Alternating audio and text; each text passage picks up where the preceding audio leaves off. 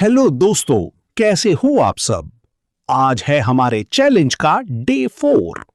पहले वीडियो को लाइक और चैनल को सब्सक्राइब कर लो। चलो वीडियो शुरू करते हैं। सुबह का समय था। गांव के बाहर खड़ी पुरानी गाड़ी को देखकर कोई भी नहीं कह सकता था कि आज वही गाड़ी इतने बड़े सफर पर निकलने वाली है। रामू जल्दी उठ चुका था क्योंकि उसे शहर तक जरूरी सामान पहुंचाना था। गांव के लोग पहले से इंतजार कर रहे थे। किसी को दवाई चाहिए थी, किसी को राशन, तो किसी को मशीन के पार्ट्स। सबको भरोसा था कि अगर कोई ये मुश्किल रास्ता पार कर सकता है तो वो सिर्फ रामू है। रामू ने गाड़ी स्टार्ट की और धीरे धीरे गांव से बाहर निकल गया। शुरुआत में रास्ता आसान था, लेकिन कुछ ही देर बाद कच्ची सड़क शुरू हो गई। रात की बारिश की वजह से हर तरफ कीचड़ फैला हुआ था। गाड़ी बार बार फिसल रही थी, लेकिन रामू हार मानने वालों में से नहीं था। वो धीरे धीरे आगे बढ़ता रहा। रास्ते में एक बड़ा गड्ढा आया जिसमें आधी गाड़ी धंस गई। कुछ देर तक पहिए घूमते रहे, लेकिन गाड़ी बाहर नहीं निकली। रामू नीचे उतरा, आसपास से पत्थर और लकड़ियां इकट्ठा की और पहियों के नीचे लगाने लगा। काफी मेहनत के बाद गाड़ी धीरे धीरे बाहर निकल आई। आगे बढ़ते हुए उसे जंगल वाला रास्ता मिला। चारों तरफ ऊंची पेड़ थी और रास्ता इतना पतला था कि एक छोटी सी गलती भी मुसीबत बन सकती थी। अचानक सामने एक ट्रैक्टर खराब हालत में खड़ा मिला। ट्रैक्टर वाला परेशान था क्योंकि उसका इंजन बंद हो चुका था। रामू ने अपनी रस्सी निकाली और ट्रैक्टर को बांधकर धीरे धीरे खींचने लगा। रास्ता कठिन था, लेकिन आखिरकार दोनों जंगल से बाहर निकल आए।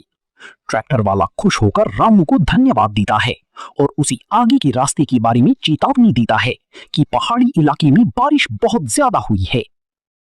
कुछ देर बाद रामू पहाड़ी रास्तों तक पहुंच जाता है। यहां सड़क जगह जगह टूटी हुई थी, नीचे गहरी खाई और ऊपर फिसलन भरे मोड़।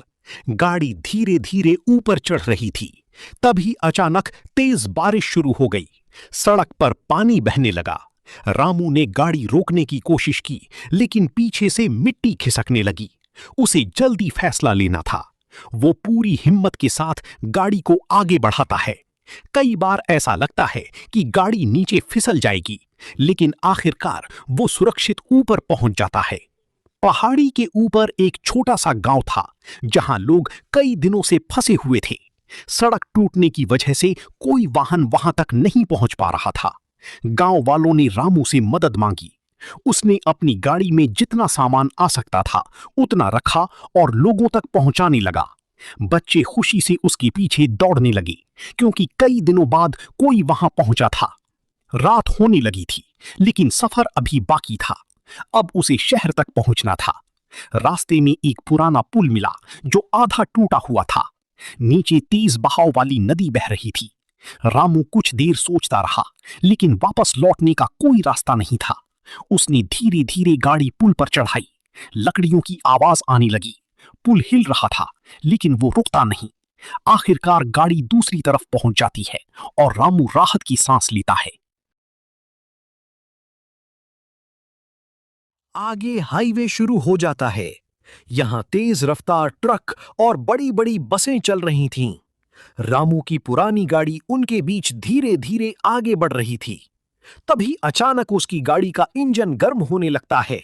वो सड़क किनारे गाड़ी रोकता है। बोनट से धुआं निकल रहा था। आसपास कोई मैकेनिक नहीं था। वो खुद इंजन ठीक करने की कोशिश करता है। काफी देर मेहनत करने के बाद गाड़ी फिर से चालू हो जाती है। सुबह होते होते वो शहर पहुंच जाता है। शहर की भीड़, ट्रैफिक और आवाजें गांव से बिल्कुल अलग थीं। रामू सामान उतारता है और लोगों तक जरूरी चीजें पहुंचाता है। सब लोग उसकी मेहनत देखकर खुश हो जाते हैं। लेकिन तभी उसे खबर मिलती है कि गांव के पास भारी तूफान आने वाला है और कई लोग रास्ते में फंसे हुए हैं। बिना आराम किए रामू तुरंत वापस निकल पड़ता है। वापसी का रास्ता पहले से ज्यादा खतरनाक था। जगह जगह पेड़ गिरे हुए थे। नदी का पानी बढ़ चुका था। कई गाड़ियां रास्ते में बंद पड़ी थीं। रामू एक एक करके लोगों की मदद करता हुआ आगे बढ़ता है।